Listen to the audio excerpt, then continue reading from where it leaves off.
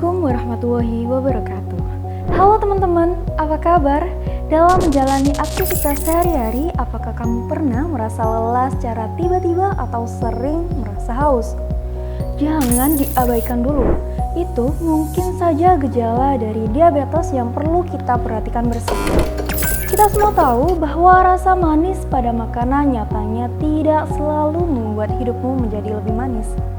Jika tidak dikontrol dengan baik, maka akan menimbulkan masalah pada kesehatan seperti gula darah tinggi atau diabetes. Nah, sebenarnya apa itu diabetes dan bagaimana sih gejala awal penderita diabetes? Kita simak penjelasan menurut Dr. Profesor Mustafa Helmi. Apa itu diabetes dan bagaimana sih gejala awal penderita diabetes? Diabetes adalah suatu penyakit kronis yang ditandai dengan meningkatnya kadar glukosa darah. Dengan meningkatnya kadar glukosa darah ini biasanya pada manusia-manusia atau pada pasien itu terlihat mereka sering mengalami gejala-gejala, sering kencing, kemudian sering haus, kemudian cepat lelah. Itu adalah diabetes. Ada beberapa hal yang terkait dengan diabetes, yaitu ada 3 tipe sebetulnya. Tipe pertama adalah diabetes yang karena kerusakan sel beta pankreas.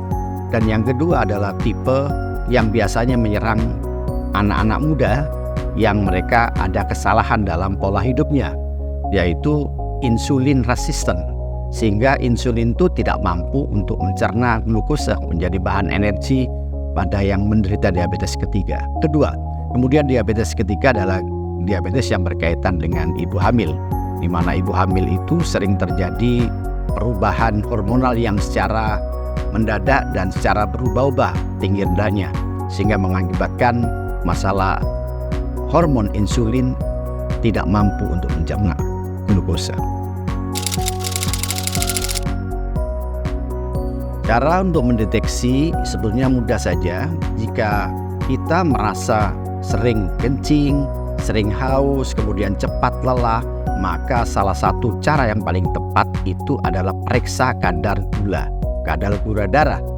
Jika terdapat peningkatan kadar gula darah, berarti salah satu opsinya kita harus menyadari sudah ada tanda-tanda diabetes pada diri kita. Maka kita harus menjaga pola hidup kita, pola makan kita, gaya lifestyle kita harus kita jaga. Jadi begini, pada dasarnya diabetes yang tipe pertama itu adalah suatu diabetes yang sulit untuk diobati. Karena diabetes tipe pertama itu terjadi kerusakan sel beta pankreas sebagai penghasil insulin, sehingga ini sulit diobati. Nah, pada diabetes tipe pertama ini maka diperlukan asupan suntikan insulin yang terus-menerus. Tetapi untuk diabetes tipe yang 2 itu insulin resistant itu masih dimungkinkan untuk diobati. Nah, sekarang ini ada beberapa herbal yang bisa mampu untuk merevitalisasi sel-sel beta pankreas yang sebelumnya dia tidak mampu, bukan rusak, tidak mampu untuk menghasilkan insulin, menjadi dia mampu untuk menghasilkan insulin. Biasanya herbal-herbal ini berkaitan dengan, contohnya adalah Simplicia dari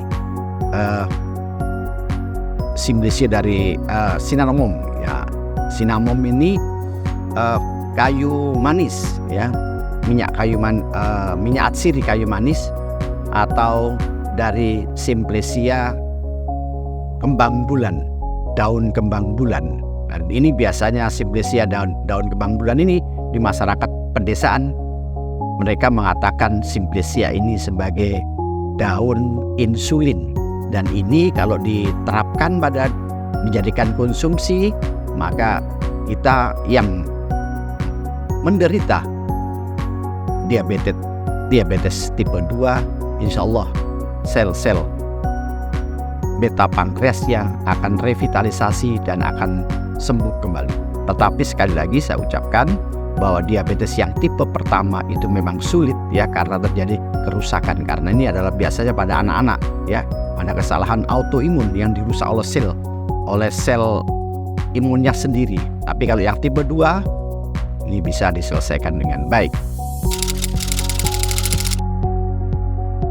Jadi diabetes itu adalah penyakit yang berkaitan dengan peningkatan kadar gula darah. Peningkatan kadar gula darah ini bisa mempengaruhi banyak organ yang menjadi neuropati, kemudian menjadi nefropati. Itu berarti ada kerusakan ginjal, kerusakan saraf, kerusakan pembuluh darah. Karena apa? Karena terjadinya kekakuan, elastisitas daripada sel-sel yang ada di sana. Jika kita sudah menderita diabetes, itu memang akan terus-menerus terjadi abnormal yang akan meningkat, sehingga menyebabkan orang tersebut sulit untuk diobati secara keseluruhan. Jadi ini adalah gagal organ yang multiple, baik itu ginjalnya, kemudian pembuluh darahnya, dan terakhir yang harus kita lihat bahwa seorang yang menderita diabetes itu ada kemungkinan terjadi perubahan yang cepat pada tubuhnya, terjadi generasi yang kompleks, sehingga ini yang menyebabkan para penderitanya sulit untuk diobati. Jadi seseorang yang terdeteksi bahwa kadar gula darahnya meningkat, mereka harus mulai menyadari bahwa mereka itu bisa disinyalir, dideteksi adanya gangguan fungsi insulin, berarti dia menderita diabetes. Satu hal yang perlu diperhatikan adalah masalah asupan makanan, karena ini kesulitannya diabetes ini adalah merubah konsep dari glukosa menjadi glukosa darah yang bisa digunakan sebagai energi. Maka asupan bahan-bahan karbo, asupan tingginya gula itu harus betul-betul dibatasi. Dengan asupan-asupan yang terbatas ini, maka glukosa darah secara teoritis bisa dikendalikan oleh konsep dari pola makan yang terkontrol. Itu yang pertama. Kemudian yang kedua itu adalah masalah kita harus, sekali lagi yang pertama asupan, yang kedua itu adalah kita harus mulai menyadari bahwa ada simplicia, ada herbal yang bisa merevitalisasi sel-sel beta pankreas. Seperti yang saya sebutkan, adalah yang pertama adalah simplicia kembang bulan. Itu daun kembang bulan. Orang desa menyebutnya adalah daun insulin. Atau kita sering minum minuman kayu manis. Nah, itu salah satunya. Kayu manis itu bisa merevitalisasi.